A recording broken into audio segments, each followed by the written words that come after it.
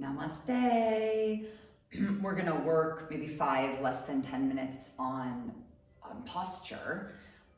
I highly recommend that you play with my Pilates fundamental videos and understand your posture lying flat on the floor. I also highly recommend you do some of the postural work up against the wall. It's much easier to figure out where we are in space when we're on our back or our spine's on the wall because we have feedback. It's a little harder to feel when we're upright in space without any feedback. So I'm gonna have you guys turn to the side. If you have a mirror, fabulous, it's gonna help you a lot. You're gonna stand with your feet hip width apart. So again, when I say hips, you guys, I'm not talking about your flesh, I'm talking about your joints.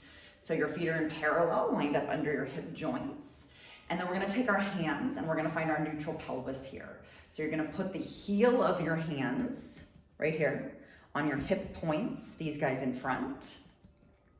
The thumbs touch, the pointer fingers touch, and I'm making a triangle right on top of my pelvis. So if I turn to the side, and I have videos on this, you'll want to check this out too. You want your pubic bone and your hip points on the same plane. So my standing, seated and standing, my triangle, my neutral pelvis, my pubic bone, my pointer fingers underneath my pubic bone, my thumbs, which is lined up with my hip points, these 3 bony points, pubic bone, hip points, are on the same plane in space.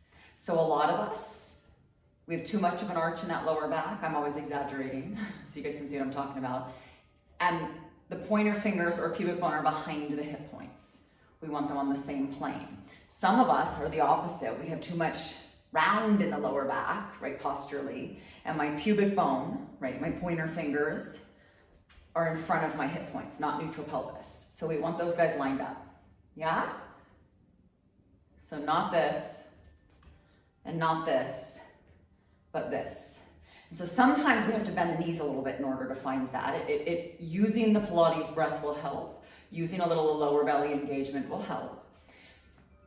Right, so I have neutral pelvis, right? And I have hip bones on both sides. So I have hip points in the front and I have hip points in the back. We want those guys level as well, right? So again, those are my back hip points higher. These are my front hip points higher. So my pelvis is often considered a bowl. Like if you look at my pant line, a lot of us have this belt line. I want my belt line evenly, like I have a pelvic bowl, right? Like my bowl's not tilting in one direction. If I had water in my bowl, it would pour forward. If my pelvic bowl tilts the other way, the water would pour out my backside. So we want to feel like our pelvis is neutral. We want to find neutral pelvis. And then from there, you want to take your hands up on your rib cage. And you guys, your rib cage is shaped like a cylinder. It's literally a cylinder. And we want the cylinder stacked right on top of the pelvic bowl. So many of us, if you turn to the side, many of us, you know, we feel this work when we lie on the mat. We feel this work when our spine's up against the wall because I'm constantly telling you guys to breathe into the back rib cage, posterior lateral rib cage, and try to keep that rib cage imprinted into whether it's the wall or the floor, right? We have nothing to feel here. A lot of us have a posture where the rib cage is tilted forward, right? So it feels a little bit like dropping the front ribs forward. So again, I want the cylinder of my rib cage. Like if I cut a hole in your head and I looked straight down, I would want the circumference of the rib cage to be directly over the circumference of your pelvic bowl.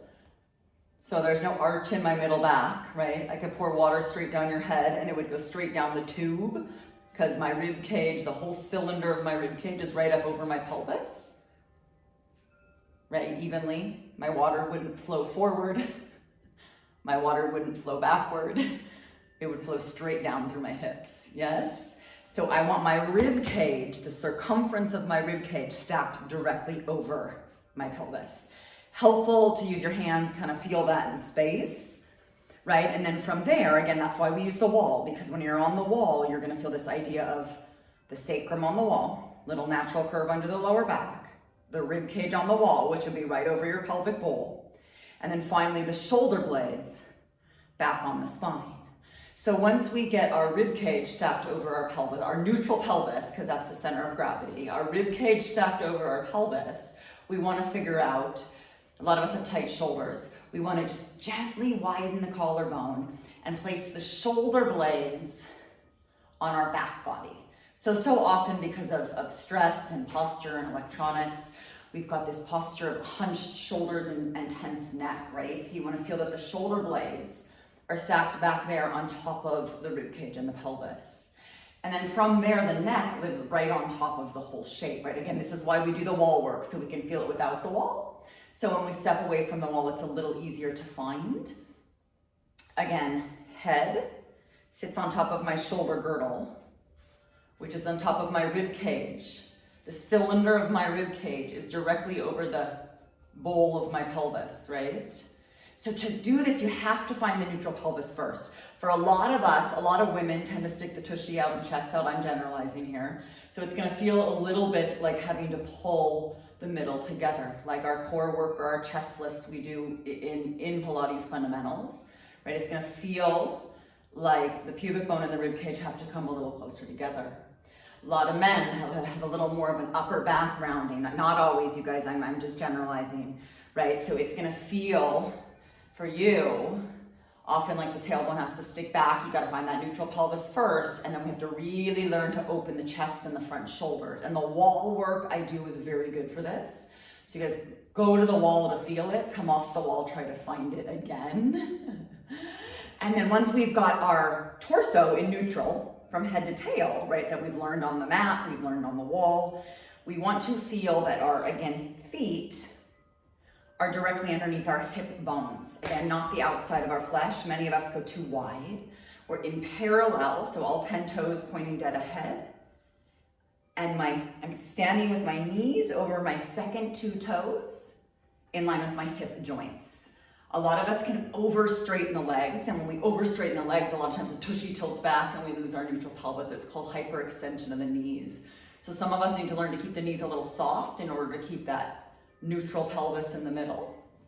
Again, play with it, you guys. The fundamentals, the Pilates fundamentals are helpful to really get this on the floor first. The wall work is fundamental for feedback, and then step off the wall and see if you can figure out where your spine lives happily in space. So we are alleviating as much joint pain and discomfort as possible. Keep at it. You guys are doing fabulous. Namaste.